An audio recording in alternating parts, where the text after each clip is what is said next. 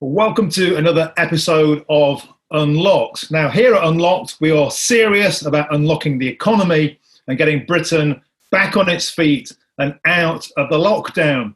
Now, today's guest agrees with us so much, he took the government to court about it. Simon Dolan owns an airline, a successful racing driver, an entrepreneur. The Sunday Times puts him down at £200 million. I'm suspecting this guy takes his cocktails shaken, not stirred. Now, Simon, welcome to Unlocked. The court case went to court in this month, right? Can you give us a quick update about where we're at and tell us specifically what got your goat so much about the lockdown you decided to take this all the way? Oh, hi, Martin. Well, the answer to your second or your first question is a lot shorter than the answer to your second. Where we're at the moment is we went to court. Justice Lewis didn't really want to hear it. He said, I'm just a lawman, not interested in getting involved in politics. Everything the government did was absolutely fine because they're allowed to do whatever they like, and therefore that's that. So it seems ludicrous. Lord Sumption, Supreme Court Justice, actually said that the decision was astonishing. Those were his words. And he went public with that. So we've appealed against it, and we're just waiting on the appeal, basically waiting to hear when they're going to hear it and if they're going to hear an appeal. So that's kind of the easy bit. The longer answer to your question about why I started this in the first place, it started as just one of these things that sticks in your head.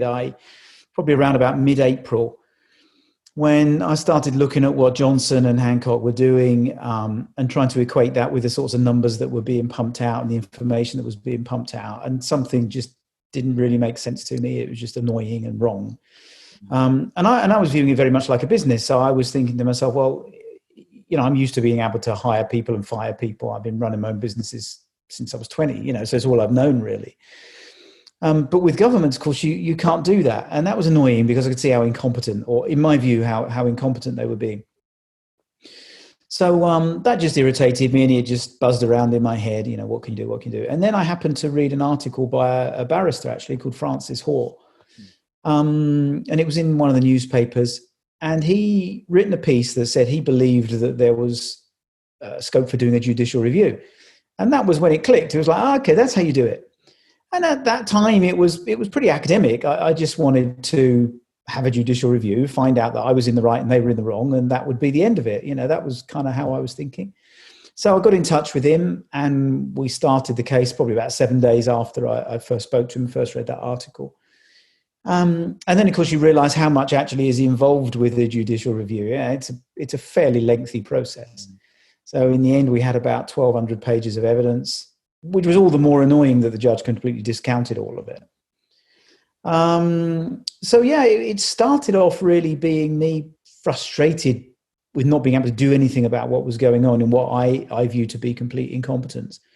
And as word got around, more and more people got behind it and sort of wanted to contribute to it, either with time, effort, support, money. So we raised 200 and I don't know, it's still going actually, about 230,000, I think. But that's over 7,500 people, which is really, I find that quite gratifying is the wrong word, but that's really supportive, because these are not big donors. These are £5 and £10. I think that's the point I'd like to pick up on there, because there was a lot of criticism, wasn't there, at first? It's like, a guy that owns an airline, of course, he wants to keep the economy running. What about the NHS and all of that? But when you look at the number of pledges you've received, it works out, if my maths is right, about 30 quid a pop. So it's starting to feel like your crowdfunder to challenge the government feels like a real grassroots movement. Would that be correct? Yeah, and it was never meant to be that, to be honest with you. Like I say, it was all meant to be fairly kind of personal and academic. And the only reason the crowd justice thing was set up in the first place was because there's another lady that put some money in called Erica, and right at the very start. And she said, well, I've got some friends that might want to put some money in. So we spoke to the lawyer about how we would do that. And he said, well, we're not set up to take loads of smaller donations because we're lawyers. You have to do KYC on all the clients and so on. So he said, why don't you put one of these crowd justice things up, which I'd never heard of. I'd heard of crowdfunding, but not crowd justice. So we put it up, and that was pretty much it. And then it just went. I think we did 30,000 in the first 3 days or something like that. So obviously it picked up a lot of interest. And then you think, kind of actually this is actually a big thing. This is bigger than I am. It's not just about me anymore. It's just about all these people. So yeah, that's how it evolved. And can you sort of, I've looked through a few of the comments, and you give people a regular update on your Twitter feed, but can you give us some of the personal stories, if you like, of donors and why they decide to step up? I'm thinking here about citizens, people, who've become activists. What kind of people are behind this, and what are they telling you about their motivations? There's, like I say, out of 7,500 people, there's probably 7,500 different stories, I guess, as to why they're doing it. I think predominantly it gives people the feeling that they are doing something about a situation that they find themselves, which is completely beyond their doing, nothing to do with them, and they can't actually do anything about it. So I find it fairly cathartic because I feel as though I'm doing something, and I think that people donating to their campaign get the same feeling. They're actually contributing towards something. I think that's probably the main thing, really. There's so many tragic stories about people's businesses are being decimated, people not being able to see elderly parents or relatives. Someone's not been able to see his wife for 4 months or 5 months because she lives in a different country. And it goes on and on and on. Everybody's been affected by it. And to this day, I still don't know anybody who's actually been affected by COVID or coronavirus or whatever they're going to call it today or tomorrow, whenever this goes out. It's interesting. You've called the lockdown a disaster for the British economy. How do you think that the economy is going to be affected in terms of metrics? I know we're not fortune tellers, but in terms of the damage to business, and also measurable things such as preventable deaths through cancers and suicides. I know you talk about these things, don't you, Simon? Well, I mean, there's two sides to this, isn't there? So there's the loss of life. Well, actually, probably three sides to it, really. There's loss of life, which you can quantify because we're going to see a big spike in cancer deaths and heart attacks and all the rest of these things that come along, which are undiagnosed now, but which will come in the future. So I guess, over the course of the next 2 to 3 years, we'll get an idea of what those additional deaths were or are. God, who knows? 100,000, 200,000. The government's own report which they put out in April reckoned that there were going to be 200,000 additional deaths because of lockdown. Now, the fact that they put that out in April, knowing full well that there weren't going to be that many people dying of COVID or coronavirus, is telling to me. And that's never really been picked up too much in the media. They knew what was going to happen. And that's the life. Okay, that's people who have died, and it's 4 times as many, at least, as people who have died of coronavirus. But then you have the loss of quality of life. People have had 6 months of their lives wiped out. Really, children not getting their education back, people are not going to see parents again, all those kinds of things. And then the damage to the economy, which, some people will say, oh, well, it's only money, you can always go and make more of it, or they can always print more, which I guess is right to an extent. But economy drives the quality of life, and it also drives how long people live. We're quite an affluent society. If you go into poorer societies, their life expectancy is less. It's because they have less money. So we need a functioning and strong economy to be able to give all of those things. And the economy is just decimated. You can't switch an economy off for 3 months or 4 months and then expect nothing to happen. So whatever the figures are, it's going to be bad. Personally, I think that there's probably going to be 6-7 million people unemployed at Christmas.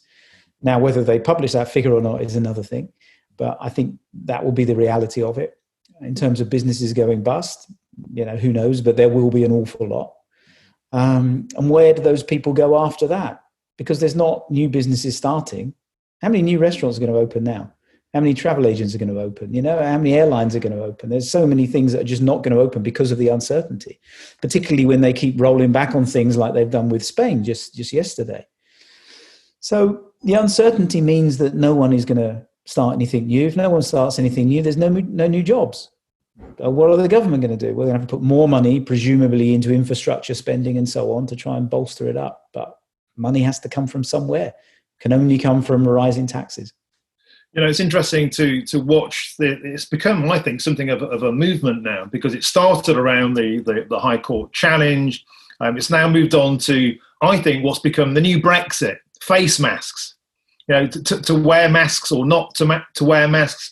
I know you're a very outspoken critic. I wouldn't call you an anti-masker. You're not an anti-masker, but you do criticise the science, and that it's become a really big movement. Can you tell us about how you got involved in that, and also the no mask selfie phenomenon? It's quite strange, isn't it, that people seemed quite relaxed about being locked down and not having a job and all the rest of those things. And yet when you see something as, well, on the face of it, no pun intended, it relatively innocuous, that seems to have really caught the public attention. And I think it's probably the straw that broke the camels. They've had all this, they've had the lockdown, they've gone along with it, they've clapped the NHS, they've swallowed all the lies and rubbish that's come from the government, they've swallowed all the changing of stories. But to tell people now to cover their faces up in shops, I think is probably just one step too far. So that's probably why it's become so, I don't know, the public have got so interested in it and are so vehemently either against it or for it. And as is typical with these things, if you get people that are vehemently against something, of course you get people that go the opposite direction.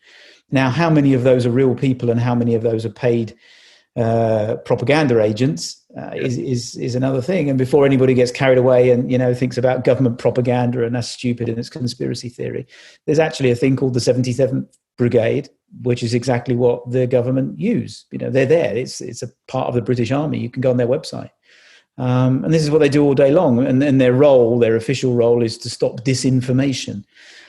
Well, disinformation, of course, is any information that the government doesn't agree with. Well, the government's been wrong on everything up until now, and they've changed their mind on everything up until now. And so, what they think is right at any one particular time could change tomorrow. Do you think that face masks, I know that there's a lot of talk on your Twitter feed and in social media in general about face masks, if you like, being the sort of thin end of the wedge of a greater state control. I mean, there's talk, and again, conspiracy theory, Twilight Zone, call it what you like, but people do believe things like compulsory vaccination is coming. I know you talk about compulsory glove wearing becoming a phenomenon. I mean, how much credence do you think this bears, and how much do you think that the lockdown was, in a sense, the beginning of a way of controlling the population and therefore changing taxation policy and people's civil liberties in general? Well, big question. I'm not convinced that the whole thing was manufactured in order to change society. But I'm not convinced that isn't the reason. I'm kind of probably 50-50 on that, maybe 60-40. But let's assume that it was just an accident and they were really trying their best. Then I think what you have to conclude is that they are using this now as an opportunity to smash apart society and rebuild it in some new utopic way. You see Boris going around, everybody's going to have a bike and everybody's going to be cycling everywhere, and isn't the air clean and isn't it lovely and there's no traffic on the roads and all that stuff. And, honestly, it's quite nice. But so's going on holiday, lying on a beach for 2 weeks, but you don't want to do it for the rest of your life. We have to actually get back to normal, not new normal. We have to get back to normal life and get people working and mixing with one another and hugging and fighting and kissing and doing all that stuff that humans do. Because, if we can't do that, then what's the point? There has to be some risk and there has to be some enjoyment and interaction in life. And if we're going to sterilize everything, it's not somewhere I would particularly want to live. There's plenty of other countries that don't do it. So you have a choice and you leave and go somewhere that doesn't do that. But yeah, I do think that there's a big push now to change things, to change society. And you definitely could see, in terms of the vaccination, and again, to point out, I'm not anti-vaccination. I think it's probably settled science that they save way more lives than they cost. But the fact is they do cost lives. Some people are maimed and killed by them. Some people have a massive loss of quality of life because of them. And rushed vaccinations are almost always bad. And we really are in a situation where they're rushed vaccinations. So I say give people information, and if they want to have one, have one. If they don't. but to compel you to have one is another big thing. But you look at what they've done so far in terms of chipping away. They lock you down. They tell you who can exercise, when you can exercise, how much, who you can go out with, who you can see, who you can sleep with, who you can't sleep with. And, now you have to wear masks. They're thinking about gloves. Children can't go once next to one. They're at school. All of these erosions of what it means to be human. You've got to be thinking that they're pushing towards that end goal of a mandatory vaccination, even if it's just to give you access to travel and services. They don't have to mandate it. They can just say, well, you can't have all of these goodies if you don't have it, which is effectively the same as mandating it. And isn't it one of the more curious aspects of this lockdown of how willingly members of the public, if you like, have become foot soldiers of this? And we see situations now where people are having huge arguments about wearing masks in public, when the science, at best, is dubious on this. I mean, the WHO, as recently as April, was saying masks were ineffective. So we don't know conclusively, but it does seem to me to become a real philosophical question, and one of basically, if you like, good versus evil, right? Yeah, it's insane because it just doesn't make any sense whatsoever. Almost no one has got this virus anyway. And the chances of it being stopped by something over your mouth is really very remote, percentage-wise. And then the chances of you being near someone that is in a vulnerable position. Let's remember that the overwhelming majority of people that died with it, not of it, mean age was 80, and they had 2.7 other comorbidities. The likelihood of you being in Waitrose stood next to someone who has got 2.7 comorbidities, is over the age of 80, is out happily shopping, and you sneeze on them, without any kind of regard for that whatsoever, and it just happens to get caught in a mask and then they don't get it. It's nonsensical, absolutely nonsensical. But they say, well, it's if we just save one life. Well, okay, all right, maybe you would. Maybe if everybody wore masks all the time, you would save one life. At what cost? What else do we stop doing? And driving is an obvious one. That's what I always say to people. They say, well, if we just save one life. Well, do you drive a car? Well, yeah, of course I drive a car. Well, you run the risk of killing someone every time you go out. You could kill a mother and a toddler just on the road. Not even your own fault, just by accident. You're so selfish, just to make your life easier. And you have these ridiculous arguments, but apparently doesn't really make much difference. They're just these compliant ones that have been brainwashed, I guess, into thinking that they're doing something great for society. It's interesting how quickly this has kind of morphed into what feels like something now of a new movement. Can you tell us about Keep Britain Free, what that's about and what its aims are?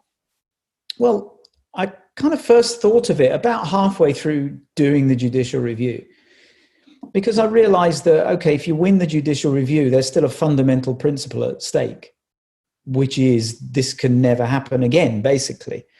Well, if we win the appeal, it still doesn't mean that they can't do it again. And that was really my worry. So you build up all this momentum and all of this ill feeling towards it, but they just go, oh, okay, we were wrong. And then 6 months down the line, they impose another lockdown, and then you have to go through the whole thing again, which would be ridiculous. So I thought about what we could do and what we could do to kind of garner support and harness the energy that was going into all this. We just came up with that line. It seemed to me what I wanted to say quite succinctly. Britain is free, or was up until March 23rd. And we need to keep it that way, because free societies are good societies. We all know societies that aren't free, and we all know how bad they are, and we don't want to live in them. So to me, it was a very simple, do you either want to be free or don't you? And then, you just set up a bit of a website and people get interested in it, and they kind of agree with the what it is that you want and what it is that you stand for. And what we stand for and what we want is that old American thing, life, liberty, and the pursuit of happiness. And if that was ingrained in an English constitution or some sort of law that couldn't be got rid of by any political party, that'd be a good starting point. And that's kind of the end goal, really. That would be what I would want, because from that starting point, the government are then working for you rather than the other way around. At the moment, we're all working for the government. So do you have political ambitions? Do you have ambitions to lobby business? Is it very much at its beginning stages? I mean, where do you want to be with this down the line? Well, that's where I want to end up. I actually want to have some sort of constitution or something, life, liberty, and the pursuit of happiness thing. And whether it takes the form of those words, it doesn't really matter. It's the idea that's behind it. Because I think that's the basis of a just and prosperous society. Work well for America, So what we do along the line, I see there being a lot of kind of avenues that we can go down and things that we can explore. I mean, for me, just to give you one quick example, all the businesses that were closed down forcibly, who were then forced to had to take a loan out in order to be able to survive. Well, it's all very well that loan being free for 12 months, but it's literally only free for 12 months. And in 12 months' time, when businesses may be just about back on their feet, all of a sudden they got a slug of capital and interest that they need to repay for a loan that they should never have to take out. So I see that as being a big campaigning point, actually. I'd want to get those waived. In my mind, it's a protection racket. You can't open your pub unless you pay us money. It's exactly what they said, in terms of the bank loans. We bailed the banks out in 2007, 2008. They never paid any of it back, did they? And now those same banks are being given money for nothing and able to charge you interest. All right, small amounts of interest, but it's still interest. And it's more important than that is the capital that you need to repay. If you've taken a 25 grand loan out, that's a lot to repay out of taxed profits. Yeah, and taking on great debt is another form of great social control as well. I mean, look at the European Union. Hey, that's a completely separate conversation, but that feeling of dependency upon the state, I think, is something that's really kind of risen to the fore during this lockdown. Some people seem quite happy with that, and maybe that's why we are seeing such a partisan division along those who are quite happy to be furloughed versus those who want to get back to work, and then those who want to get back to work as being portrayed as hating the NHS. And we do seem to be very much a society, if you like, at war about this, don't we?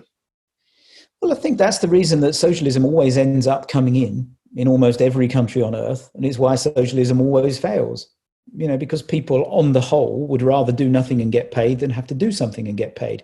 The majority of people, not everybody, And so at some stage along the line, you always have the same thing. There's a distribution of wealth from usually the people who work to the people who don't work. And that's done by a government. And obviously there's more poorer people. And that's relative, of course, because we live in a massively prosperous society. For the vast majority of people. But there's always going to be, poorer people along the line, and they're always going to look up the tree and go, I wouldn't mind for some of their money for nothing. So there's always going to be people who are going to vote that in.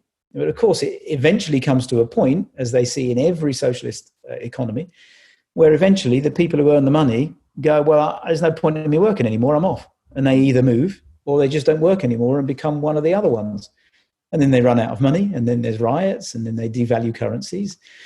Brazil, Venezuela, you could name 100 of these countries, probably literally. It's why Africa has never got out of poverty. They've had 640 billion in aid over the course of the last, 20, 30 years or something. They still live in poverty. Why? Because they went socialist. After colonialism, they went socialist, which was the wrong choice, But it's interesting how we talk about that, but don't forget, we have a conservative government in power, but a lot of I know you've been very critical of a lot of the financial policies that have been coming out of Downing Street. How damaging do you think they've been for the country, in your opinion, and how long is it going to take to get over this? Well, we haven't got a conservative government in power. We have got a conservative government with a small c, with a large c, but they're not conservative. I was saying to somebody earlier, Jeremy Corbyn wouldn't have done a worse job. I actually wouldn't mind putting money on Jeremy Corbyn doing a better job, simply because I can't imagine what else he could have done that would have been worse, which is remarkable to say. It's absolutely remarkable to say. And who would have thought that a few months ago? I remember businesses were terrified of Corbyn getting in. Everybody was. And now all of a sudden you're thinking, what difference would it have made, actually? So, they have done an appalling job. I think they have done an appalling job by, not necessarily by instigating the initial lockdown, but by not having a decision or not making a decision to come out of it an awful lot sooner than they have. They're still locked down in certain places months and months later. And I think that really comes down to two things: not being able to admit a mistake, which they undoubtedly have made, or several mistakes. But if you just take the lockdown going on for so long, that's a big mistake. Care homes obviously is another huge mistake.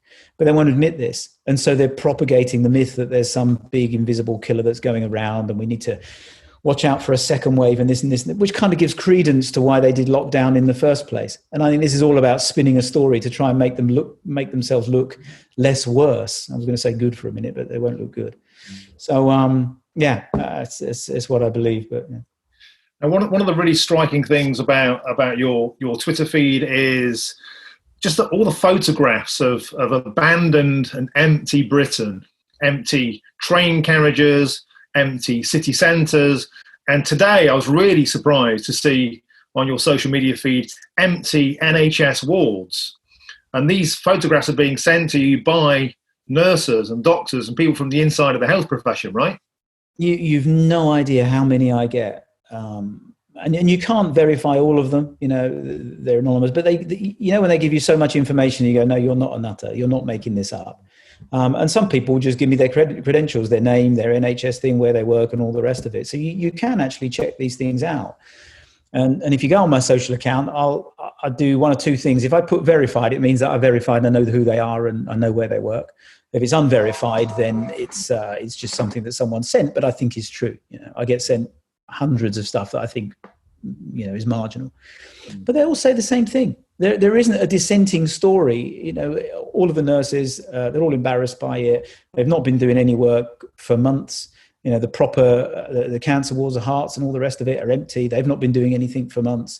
They're all being told to wait for this huge second wave that's coming in, which funny was exactly the same as they were told in April that there was a huge wave coming in.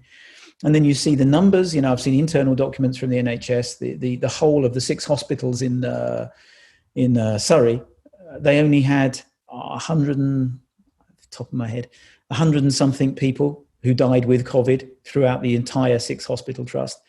You go on the BBC, and the BBC reporting 870 something. It's just not. I know it's not, because I've seen the internal docs. So, and photographs. I sent one, I put one up the other day. Somebody had sent me something, which was from 10 o'clock in the morning on Tuesday in Oxford Street, where it meets Marble Arch, and it's empty. It's the busiest street in the world, one of the busiest streets in the world normally. And in July, when it should be rammed with tourists, literally empty. I was on public transport in London the other day, and probably about half of people are wearing masks. People wear them to get on, then they take them straight off. I mean, it just seems to be a tokenistic and political decision, and not a medical one. And look, Simon, you're a really, really interesting voice around this. I know you've got to get back to your deal making, your shaking your cocktails, whatever it is you do. But look, you've been a brilliant guest. Thank you for coming on Unlocked, and I hope we can speak again sometime in the future. Simon Dolan, thank you for coming on the show.